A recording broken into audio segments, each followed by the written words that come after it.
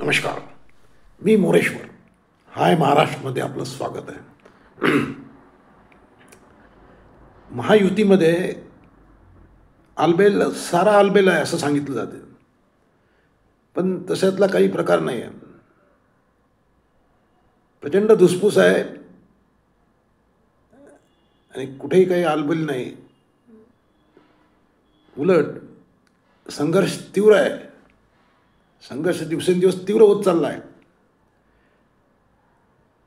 म्हणजे उद्धव ठाकरे यांच्याशी संबंध तोडताना एकनाथ शिंदेचे आमदार ज्या पद्धतीने वागले होते,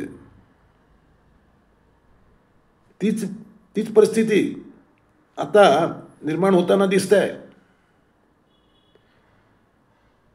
फंड नाही आणि एकमेकांना विश्वासात घेतलं जात नाही. त्यामुळे शिंदे सेनेचे आमदार मंत्री अस्वस्थ आहेत आणि आज त्याची प्रचिती आली. मंत्रिमंडळाची आज बैठक होती. या बैठकीला उपमुख्यमंत्री एकनाथ शिंदे उपस्थित होते, पण शिंदे सोडून शिंदे सेनेचे सारे मंत्री गायब होते. शिंदे सेनेचे मंत्री आलेच नाही. दांडी मारली त्यांनी. नंतर या मंत्र्यांनी, म्हणजे ज्यांनी दांडी मारली त्या मंत्र्यांनी शिंदे साहेबासोबत मुख्यमंत्र्यांची भेट घेतली आणि मुख्यमंत्री देवेंद्र फडणवीस यांना काय ते सांगितलं. निवडणुकीच्या तोंडावर, सध्या नगर परिषद निवडणुकीचं वारं आहे. या निवडणुकीच्या तोंडावर पक्षांतरातून पदं घेण्याची, म्हणजे दुसऱ्या पक्षातले उमेदवार पळवण्याची, दुसऱ्या पक्षातले नेते पदाधिकारी पळवण्याची स्पर्धा सुरू आहे. चढाओढ आहे. म्हणजे BJPची माणसं शिंदेचे उमेदवार पळवत आहेत, तर शिंदेचे लोक यांचे उमेदवार पळवत आहेत. चढाओढ आहे. त्यामुळे दोघांमध्येही नाराजी आहे. पण शिंदे सेनेचे पदाधिकारी मोठ्या प्रमाणात पळवले गेले आणि चांगले लोक पळवले. त्यामुळे शिंदे सेनेचे मंत्री बिथरले आहेत. आज त्यांनी मुख्यमंत्र्याच्या भेटीमध्ये हे सर्व ओकलं. म्हणजे कॅबिनेट बैठकीवर बहिष्कार का, त्याचं कारण आता नेमकं बाहेर आलं. म्हणजे भाजपमध्ये जे होलसेल इन्कमिंग सुरू आहे त्याची ही रिॲक्शन आहे असं शिंदे सेनेने मुख्यमंत्र्याच्या कानावर घातलं.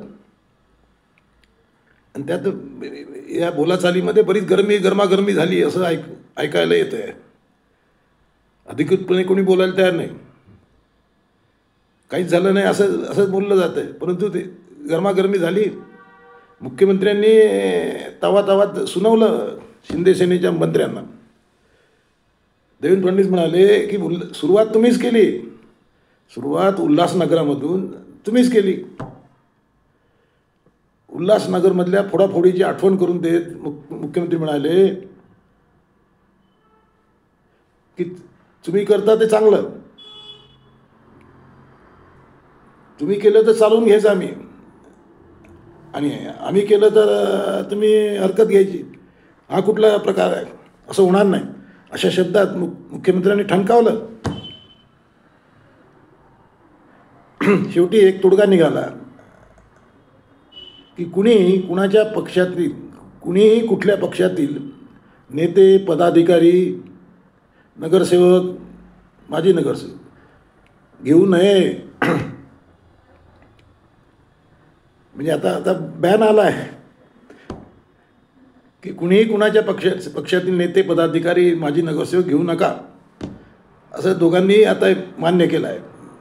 ठरलं आहे. ते तोडगा निघाला आहे. CM समोरच्या बैठकीत हा तोडगा निघाला आहे की कुणी कुणाचं घ्यायचं नाही. पण आता हे किती पाळलं जाते ते पाहायचं आपण, कारण सध्या नगर परिषद निवडणुकीत एवढी मारामारी झाली आहे, तर अजून जिल्हा परिषदमध्ये तर डोकी फोडतील एकमेकाचं. पण हे होणार आहे शेवटी, हे थांबवता येत नाही. म्हणजे बैठका घेऊन हे थांबेल अशातला प्रकार नाही. हे होणार, आणि हे असं बैठका करून थांबायचं नसते. म्हणजे शिंदे सेनेच्या मंत्र्यांचा सारा जो रोख होता, टार्गेट, शिंदे सेनेच्या आमदारांचं आणि मंत्र्यांचं टार्गेट जे आहे ते आहे भाजपचे प्रदेशाध्यक्ष रवींद्र चव्हाण. रवींद्र चव्हाण आल्यानंतर भाजपमधलं इन्कमिंग वाढलं आहे, आणि रवींद्र चव्हाणांनी चक्क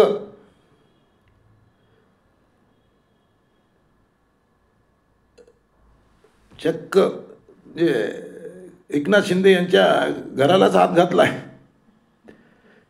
म्हणजे ठाणे जिल्ह्यामध्ये सर्वाधिक लोक पळवले जात आहेत, खास करून डोंबिवलीमध्ये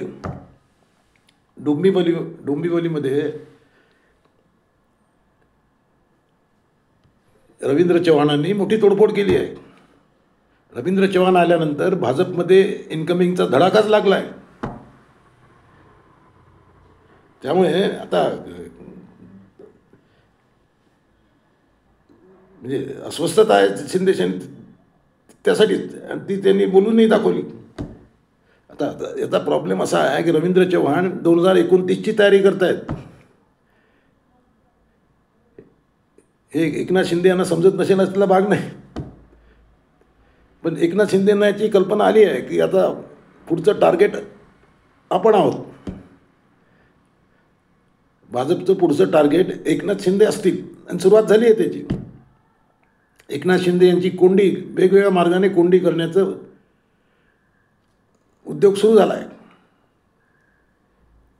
आणि आता या निवडणुकीनंतर तर ते लक्षात येतच आहे, पण पुढे ते अजून वाढणार आहे.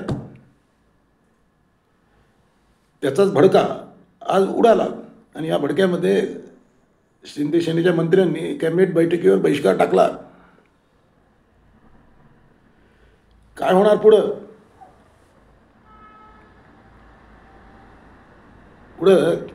हे असेच खटके चालू राहिले, आणि एकनाथ शिंदे यांना कमजोर करायचा उद्योग सुरू राहिले भाजपचे, तर शिंदे फार सहन करणार नाहीत असं एकूण शिंदे सेनेच्याच मंत्र्यांची भावना आहे. तर पाहूया शिंदे किती दिवस अशा परिस्थितीत भाजपमध्ये टिकतात, भाजपसोबत टिकतात. तुम्हाला काय वाटते, एकनाथ शिंदेची कोंडी होत आहे का भाजपमध्ये?